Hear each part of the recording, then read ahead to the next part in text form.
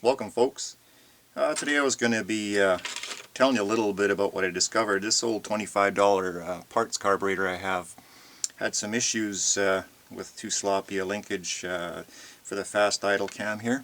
I'm going to be changing the view on it. I'm going to be moving it around in my little hold vise here and show you more in particular of how I conquered the problem, you might say. Okay, so what the deal here is this is an extra large and heavy screw here. You're probably wondering, for those of you who don't know carburetors too well, why they did that on the Thermoquad. Well, it uses gravity when the bimetallic coil spring for the choke, thermostatic choke spring in other words, relaxes. Using the force of our Earth's gravity, it brings, this is the base of the carburetor sitting on the engine right where my left hand is here. Okay, and there's the fast idle screw, and it's extra big, like I say, and it's used as a counterweight. Okay, so when the choke relaxes, or even when, like in the case of this, it just got on the throttle body, the rest of the carburetor has been removed from this throttle body.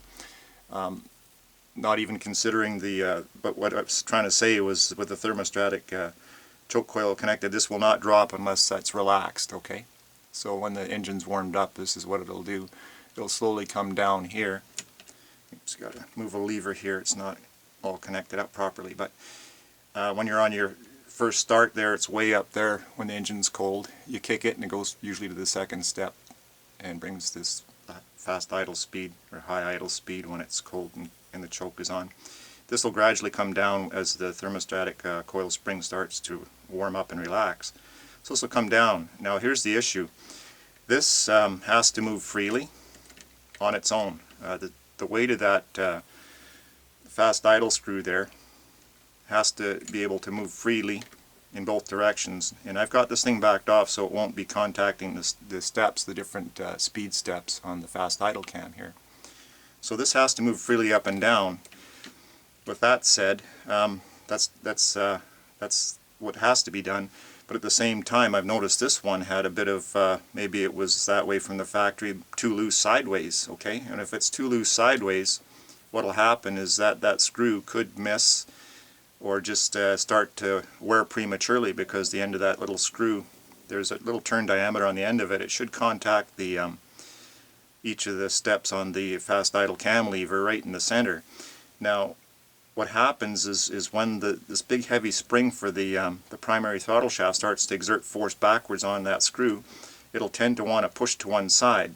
So if you don't have too much side slop here, you can always just get a pair of pliers and you can get in here and you can actually bend it slightly right in here. You can bend it here to align, make sure the screw is straight in alignment with the fast idle cam lever. Okay. So you got to make sure everything is straight and square. Now what I'm going to do is I'm going to change the view for you to give you a more detailed view of what's going on here. Hopefully I can make it show up properly on the camera. And there's probably a better, actually I can actually go one step better than that. On the end here, there's a step special screw here. And it's what actually determines, there's a shouldered, it's like a shouldered bolt or screw if you will, and it determines how much side slop you are going to get in this lever. Okay, so once it's all tightened down, there shouldn't be excessive side slop. Maybe 30-second is about as much as you want to go on the side slop. But like I say, when this thing is operating on its own, see, this is the down direction, this is the car. See, I've got this set up this way in this direction to do the videoing because the video camera is overhead. Okay, so like I was saying before, when this is you're just starting up when the engine's cold, you're in winter time, everything's cold. This will, as the engine warms up, that thermostatic coil spring will start to relax, and this will come down. See, without this linkage in here that goes up to the other shaft to actuate the choke mechanism on top, it's better that you set it up just with the throttle body. That way you get a true feeling for the amount of play that's in this and how it's working. Okay, so that's got to be free up and down, but no excessive side slop. Alright.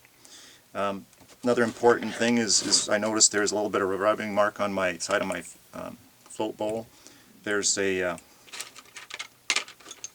little protrusion here. It's like, you can see it's a little bit of a bump right on the inside of the lever there. I can get the lighting right, that is. But if it can't be rubbing too tight up against the side of your float bowl, it'll cause some resistance in this thing moving freely, as well as it'll start leaving wear marks on the side of your phenolic resin float bowl. You don't want that. So just take caution if you're rebending this thing to align the screw on the fast idle cam, that you don't get this rubbing too hard against the side of your float bowl. Okay, let's take this thing apart and I'll show you how I came up with, believe it or not, 3 methods to tackle this issue. Okay, so let's get it out of here. I just got it loose for now, and I left the screw loose to more closely demonstrate how loose things can and might get. Either these things are mass produced, so they're not always perfect from the factory, as well as there's a little bit of wear going on there. Okay, so there's the lever by itself. That's what it looks like there. And the 3 ways, well, maybe what I'll do first is show you what's going on here. It's a step shoulder bolt, and that shiny section you see just underneath the head of that screw there, that determines how much slop you're going to have in the side play of that lever. If that little shiny area just underneath the head of that screw is too long, you'll get extra play, side play in that lever. Conversely, if it's too short and you tighten the screw down, and it'll more or less lock that lever in place, which is what you don't want. So I'm going to insert this in here now to give you a more accurate depiction, if you will, of what's going on. It's hard to do, a little bit shaky, but the amount of that shouldered screw that sticks past the bracket determines how much play that you're going to have. There, I got to try to figure out where center is there. Okay, so now if you see right in there, what you're trying to do is maybe give yourself about 5/1000ths of an inch, you know, just a bit better than a hair, more than the thickness of this actual bracket here, so you do have the proper play in there. Okay, so if you've got too much play, there's 3 ways you can fix this. One is to get a piece of what they call shim stock. It comes in, you can get it in brass or steel. It's a very thin metal, thinner than that you find on a tin can. You can get it in varying thicknesses, you know, a couple thousandths of an inch, 10/1000ths of an inch. It varies, but if you could find some sheet metal, and that'll take up that bit of excess play there, tighten the screw down, reassemble it, tighten the screw down, and make sure that lever, the screw, the weight of this heavy screw here will be able to teeter-totter this thing for you without too much side play, right? So the ideal thing is a little bit of side play, so the tip of the screw here maintains at the center of the fast idle cam lever. Like I say, you can bend it, you can get in here, and you can, but make sure that this screw is exactly straight on to the fast idle cam lever. You don't want it like turned this way or this way. Try to keep everything in alignment. Because once you eliminate that side slop and have this thing going up and down freely, you got it made. But you got to make sure the screw is tight too. Okay. So one was to get the shim stock, and you got to go a bit better than 5/16ths of an inch. It's going to be tricky because you got to watch when you tighten this thing down. Probably not the most preferred method, but it's one that'll do without modifying the carburetor too much. Another thing you can do to tighten this thing up is right on this this part here. You can get a little file, and you can take this shoulder just above the threads back, rotate this. If you got a vise, by all means use it. Hold the head in there and then file back the shoulder a little bit at a time, reassemble it, and see how much side slop you got. And then the third way I came up with is a redneck way. I don't really touch these unless I've gone too far, but you can see on here there's some shiny file marks on here. I wouldn't recommend doing this method if you have a show car or something that you really want to keep in original shape, but if it's just something that's a daily driver, not a big issue, you won't even see this anyway buried in the carb once it's assembled. Time a little bit of dirt gets on there. So what I did is this shoulder on this screw here is 5/16ths diameter from my thumbnail to thumbnail kind of thing there, where the lever pivots on. So I got just a twist drill, kind of used in your power drill. It's a 32nd over 5/16ths, so that ensures that this, when I do cut into the aluminum, that it's going to be slightly larger than the diameter of that shoulder on that screw there.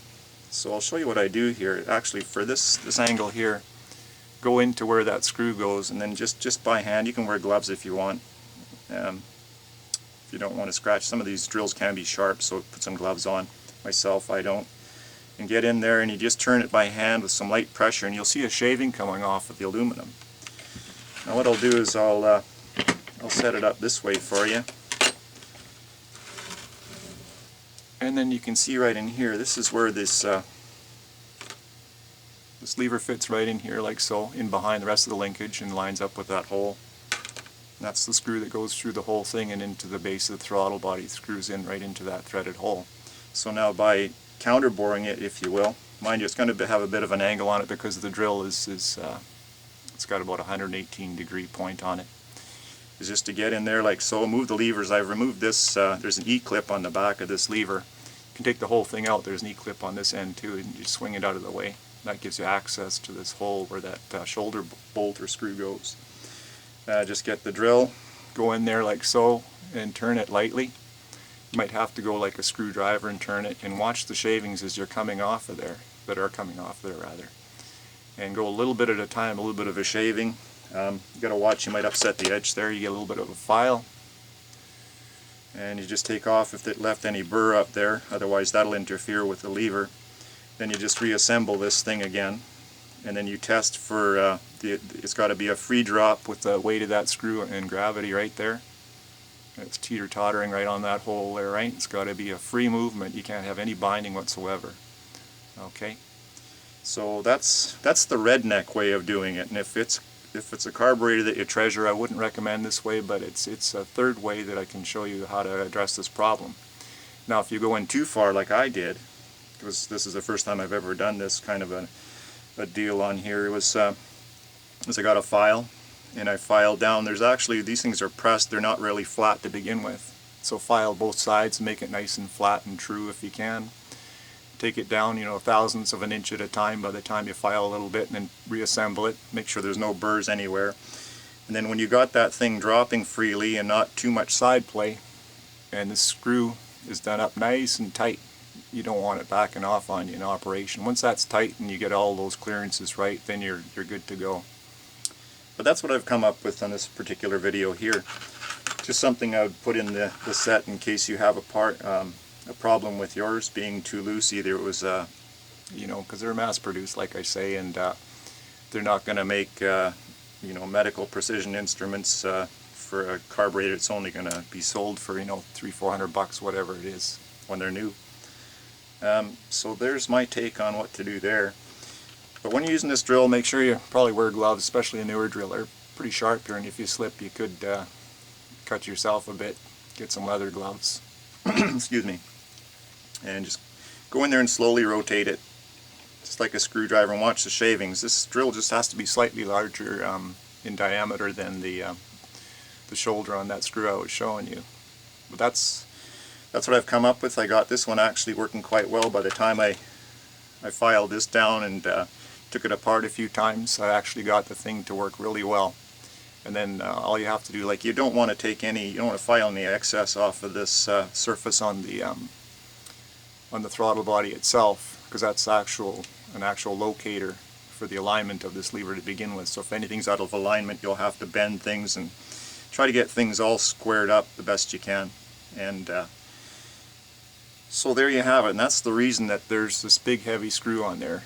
It works as a counterweight in your teeter-totter, so when this thing's cold and like I say, the thermostatic coil spring relaxes, the weight of this screw will actually come down through Earth's gravity, pull down here, and the screw will come off all the fast idle steps, and you'll get your regular idle once the engine's warmed up.